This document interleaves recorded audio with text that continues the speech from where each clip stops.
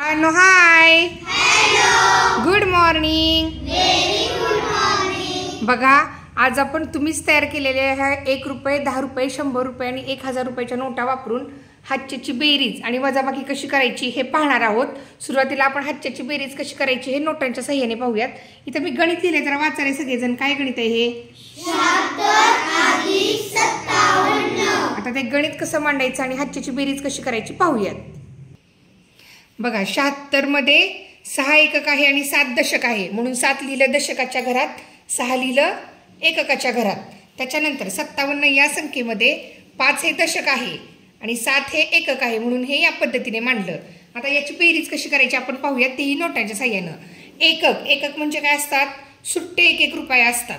मग इथं किती सुट्टे रुपये काढायचे आपल्याला? 6. मग सुट्टे 6 रुपये आपण काढूयात. बघा, मी काढते. 1 2 3 4 5 आणि 6. 6 रुपये मी काढले.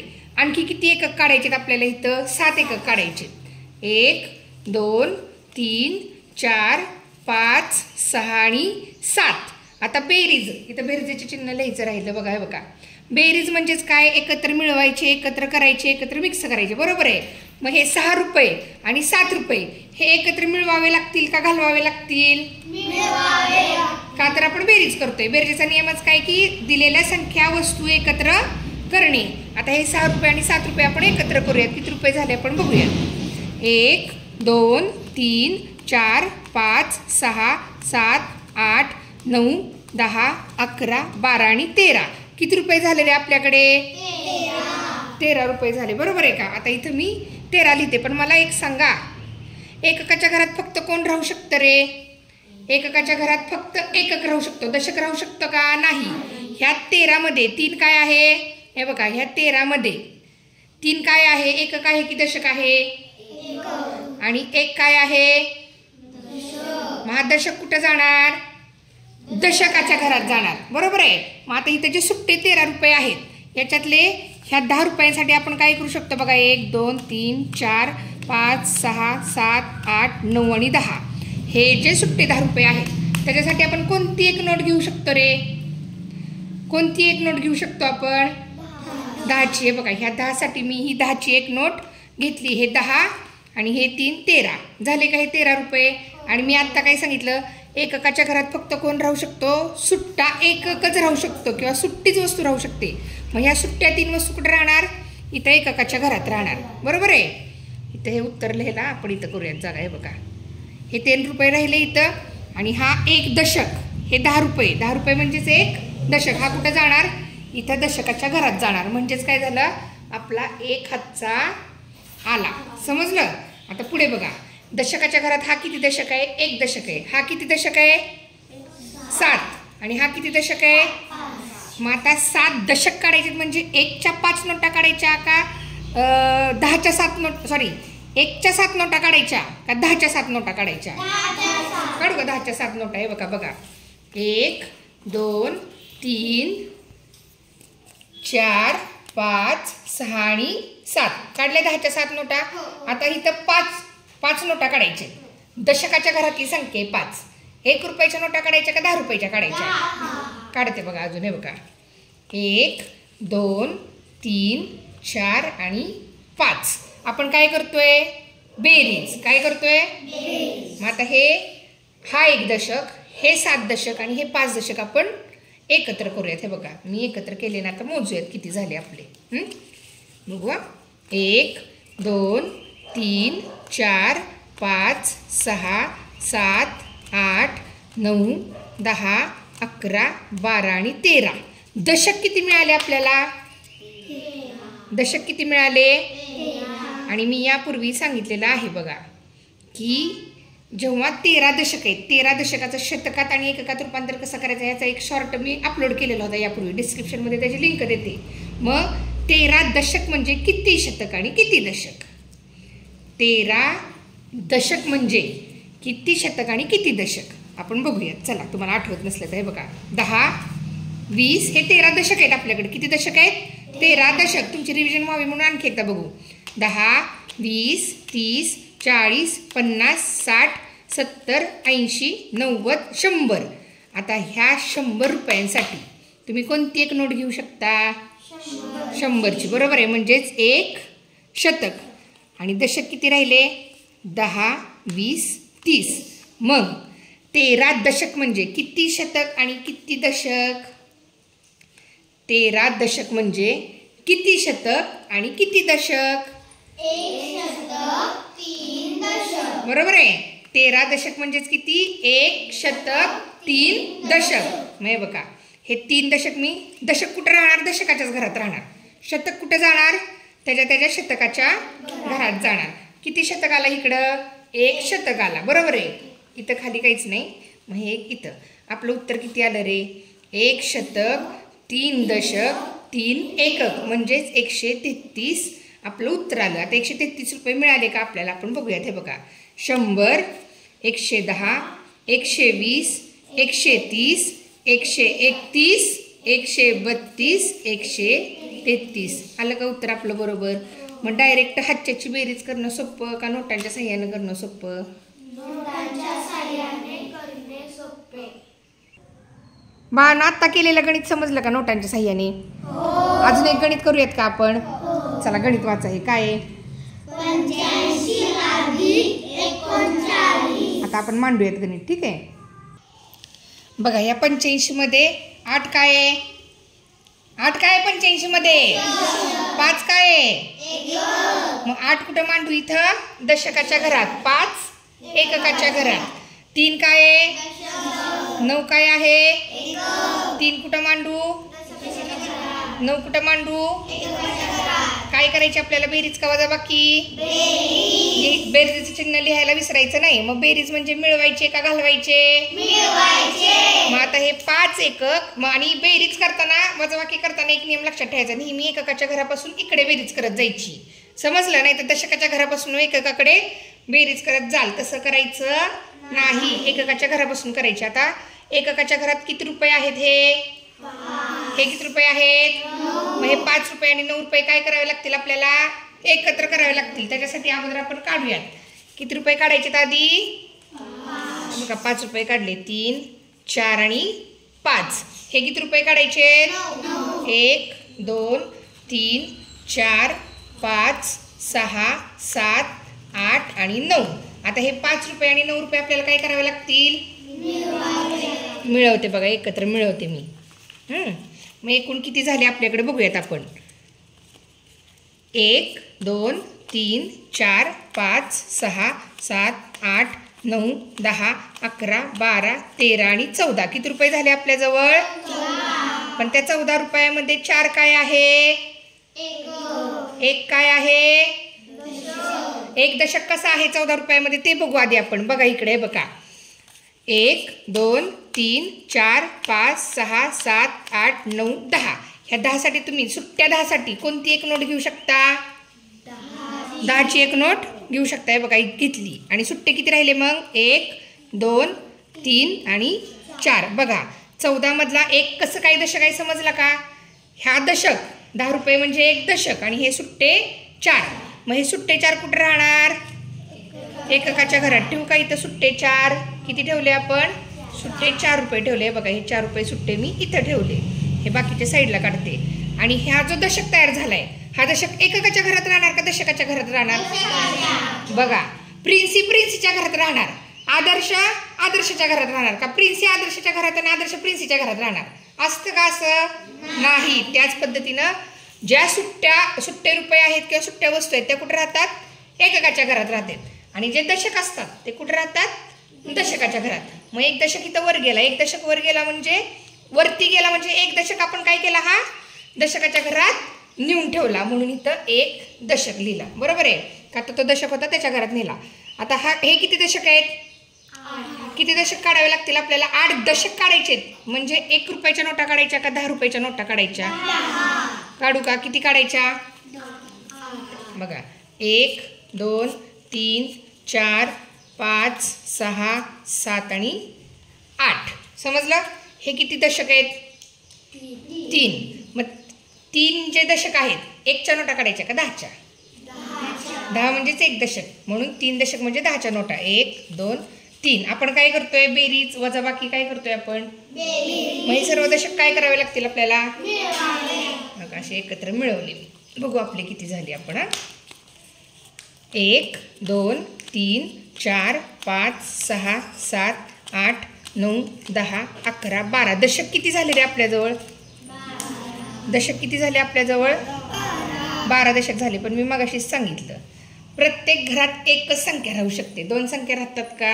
नाही. मग 12 दशकाचं वर्गीकरण, 12 दशक म्हणजेच किती शतक किती दशक, मगाशी जसं वर्गीकरण केलं तसं करू. मला एकदा सांगा, तुम्हाला माहिती आहे का 12 दशक म्हणजे किती शतक आणि किती दशक? सांगा. 2 दशक 1 शतक. हे 12 म्हणजेच 1 शतक आणि 2 दशक कसं ते आधी आपण पाहूयात. बघा हे बघा 10 20 30 40 50 60 70 80 90 आणि 100. हे 110 120. ह्या सुट्ट्या 100 रुपयांसाठी आपण कोणती एक नोट घेऊ शकतो? 100ची एक नोट घेऊ शकतो. म्हणजे हे 12 दशक म्हणजेच किती? 1 शतक आणि 2. 12 दशक म्हणजे 1 शतक आणि 2 दशक. मग हा जो शतक आहे तो दशकाच्या घरात ठेवायचा का शतकाच्या घरात न्यायचा? शतकला नेला आपण शतकाच्या घरात. आणि दशक कुठं राहिला? दशकाच्या घरात. किती राहिले दशक इथं? बघा हे 2 दशक इथं लिहिले. आणि शतकाच्या घरात मिळवायला काय आहे का? नाही. तो 1 शतक आहे असा इथं ठेवायचा. हे बघा आपलं उत्तर किती आलं? 1 शतक 2 दशक 4 एकक म्हणजेच 124 रुपये. आता 124 रुपये आहेत का आपल्याकडे? बघू आपण. 100 110 120 121 122. हे बघा इथं म्हणते 123 आणि 124. मिळाले का 124 रुपये? आपलं उत्तर पण काय आले? 124. आणि रुपये पण किती झाले आपल्याजवळ? 124. हातच्याची बेरीज समजली सगळ्यांना? आता कोण करून दाखवतंय? मानवगणित समजलं का आत्ताचं? आता तुम्ही कोणीतरी गणित करायच्या ऐवजी आपण 3 अंकीचं पण एक गणित घेऊयात. हे गणित बघा मी 3 अंकी लिहिले. वाचा गणित सगळेजण. 567 अधिक 356. आता आपण मांडूयात. हे पूर्ण गणित आपण मांडूयात. आता ह्या गणिताची इथं मांडणी करण्यापूर्वी आपण एकक दशक शतक ह्याच्यावरती लिहून घेऊयात. 6 काय आहे? एकक. 5 दशक 3 शतक. 7 काय आहे? एकक. 6 दशक 5 शतक. हां आता गणित हे आधीवरची संख्या मांडूयात. 567 5 शतक शतकाच्या घरात, 6 दशक दशकाच्या घरात आणि 7 एकक एककाच्या घरात, 3 शतक शतकाच्या घरात, 5 दशक दशकाच्या घरात आणि 6 एकक एककाच्या घरात. हे एकक दशक शतक काय आहे हे आपण यापूर्वी पाहिलेलं आहे, बरोबर आहे का? त्यामुळे मी आता डायरेक्ट हे असं वरती लिहिलेलं आहे. आता आपण बेरीज करूयात. बेरीज म्हणजेच काय रे? मिळवायचे का घालवायचे? मिळवायचे. आता आणि बेरीज करताना एककापासून शतकाकडे करत जायची का शतकापासून एककाकडे करत जायची? आणि बघा आता मग 7 एकक आणि 6 एकक. 7 एकक म्हणजे 1ची नोट काढायची, 10ची काढायची का 100ची काढायची? 7 एकक म्हणजे 1च्या नोटा काढायच्या. मी काढते बघा इकडं किती आहेत? 7. 1 2 3 4 5 6 आणि 7. त्याच्या खाली किती रुपये आहेत? 6. 1 2 3 4 5 आणि 6. आता हे 6 रुपये आणि 7 रुपये काय करायचे? मिळवायचे. आणि किती रुपये झाले बघूयात? 1 2 3 4 5 6 7 8 9 10. आता मग अशी सांगितले सगळं. आता डायरेक्ट ह्या 10 साठी आपण काय करूयात? ही एक 10ची नोट घेऊयात आणि 11 12 13 बरोबर आहे. मग आता ह्यातले जे सुट्टे एकक आहेत ते कुठे राहणार? एककाच्या घरात राहणार. हे सुट्टे एकक एककाच्या घरात राहणार. आणि ही दशकाची नोट कुठे जाणार? दशकाच्या घरात. इथं आपण 1 दशक लिहूयात. आता हा 1 दशक, हे 6 दशक आहेत. 6 दशक म्हणजे 10च्या किती नोटा काढायच्या? का 1च्या काढायच्या? कितीच्या काढायच्या? 1 2 3 4 5 6 7 6 नोटा काढायच्या होत्या. आणि हे किती काढायचे दशक? 5. दशक म्हणजे कितीची नोट? 1 2 3 4 आणि 5. आता हे सर्व दशक काय करायचे आपल्याला? एकत्र. आता एकत्र केले. बघू आपण किती दशक झाले. 1 2 3 4 5 6 7 8 9 10 11 12 13 दशक किती मिळाले आपल्याला? मगाशीच मी दाखवले 13 दशक म्हणजे किती दशक आणि किती शतक? 3 दशक. मग 13 म्हणजे 1 शतक आणि 3 दशक कसे ते बघू आपण डायरेक्ट. आहे बघा 10 20 30 40 हे माझं 13 शतक आहेत, सॉरी 13 दशक आहेत. त्याचा शतक आणि दशक कसा तयार झाला बघा. 10 20 30 40 50 60 70 80 90 आणि 100. 110 120 130 या सुट्ट्या 100 रुपयांसाठी आपण कोणती एक नोट घेऊ शकतो? बरोबर आहे. आणि झाले का हे 130 रुपये. मग आता हे दशक कुठल्या घरात राहणार? दशकाच्या घरात राहणार. किती दशक आहेत आपल्याजवळ? 3. इथं किती राहणार मग? 3 दशक. आणि हा शतक कुठे जाणार? शतकाच्या घरात गेला. आता हा 1 शतक इथं गेला म्हणून इथं 1 हातचा. बरोबर आहे. आता हे किती आहेत? 5 आहेत. 5 शतक काढायचे म्हणजे कितीच्या नोटा काढायच्या? किती काढायच्या? 1 2 3 काढायच्या. 10ची नोट इकडे कशी आली? 1 2 3 4 आणि 5. हे किती शतक आहेत? 3 शतक म्हणजे कितीच्या नोटा काढायच्या? 1 2 आणि 3. आता काय करायचे? हे सर्व शतक आपल्याला एकत्र करायचे. हे बघा मिळवते 1 2 3 4 5 6 7 8 आणि 9. किती शतक झाले? आपलं उत्तर किती आलं? 9 शतक 3 दशक 3 एकक म्हणजेच 933. आता 933 रुपये आहेत का बघू आपल्याकडे. 100 200 300 400 500 600 700 800 900. 910 920 930 931 932 933. समजलं? हजाराचं याच पद्धतीनं 1000 10,000 लक्ष याच पद्धतीनं हातच्याची गणितं करत जायची. आता आदर्श आपल्याला एक गणित करून दाखवेल हे शतकाचं. पहा हा आमचा आदर्श विद्यार्थी आहे. इथं सर्व आम्ही 1 रुपयाच्या 10 रुपयाच्या 100 रुपयाच्या आणि 1000 रुपयाच्या नोटा ठेवलेल्या आहेत. आणि इथं त्याला मी एक गणित दिलेलं आहे, त्याला सोडवायला सांगितले. आदर्श गणित वाचा अगोदर. 768 अधिक 854. मांड तिथं गणित ह्या एकक दशक घरात. चल हा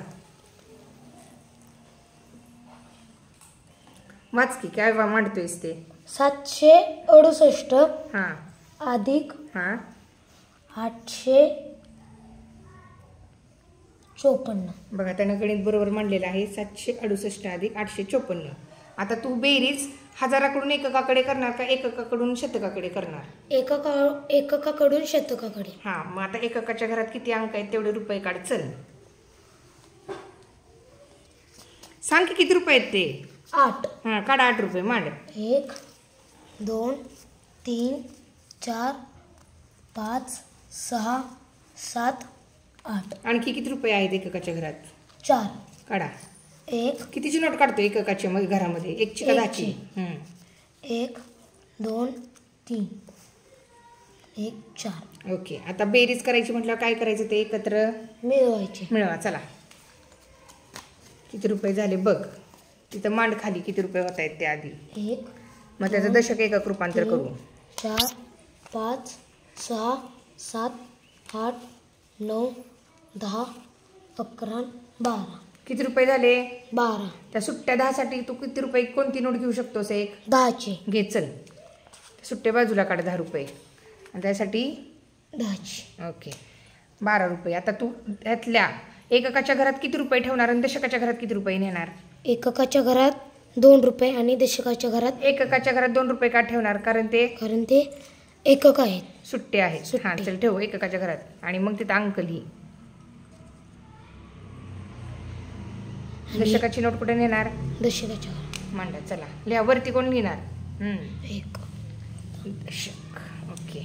आता दशकाच्या घरातल्या अंकांची बेरीज करायची. बरोबर आहे. मग नोटा 1च्या काढणार का 10च्या? 10च्या. काढा. चला 1 2 3 4 5 6 आणि खाली 5 आहे त्यामुळे 5. 1 2 3 4 5. ओके. आता काय करणार? आता ह्या सगळ्यांची बेरीज करा. बेरीज करायची म्हणजे काय करणार? मिळवा. चला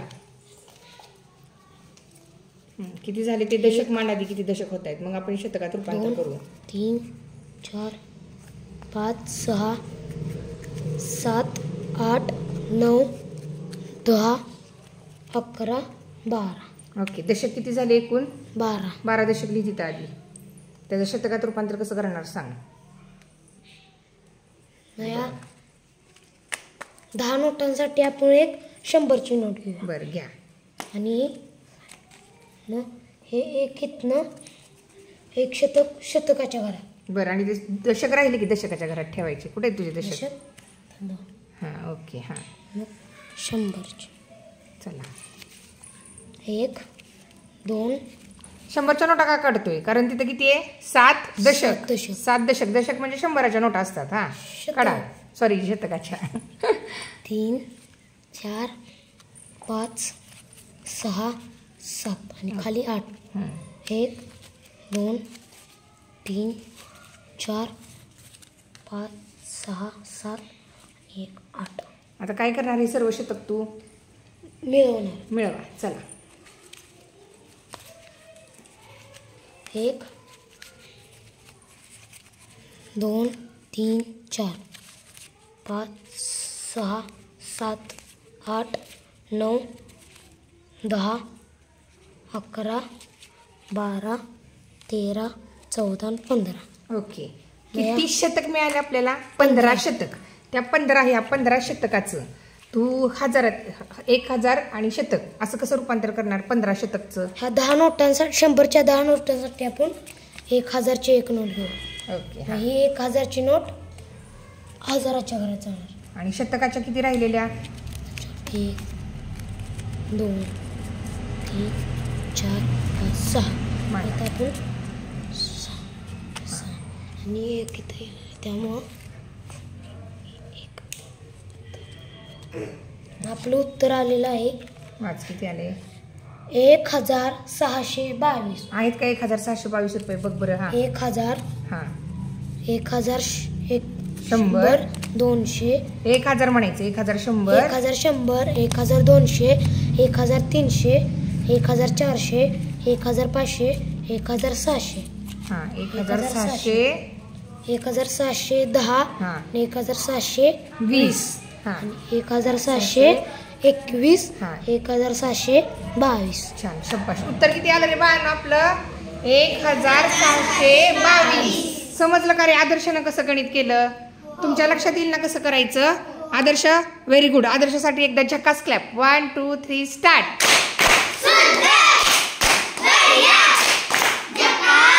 छान. आता तुम्ही देखील अशी गणितं सोडवायचा सराव करा.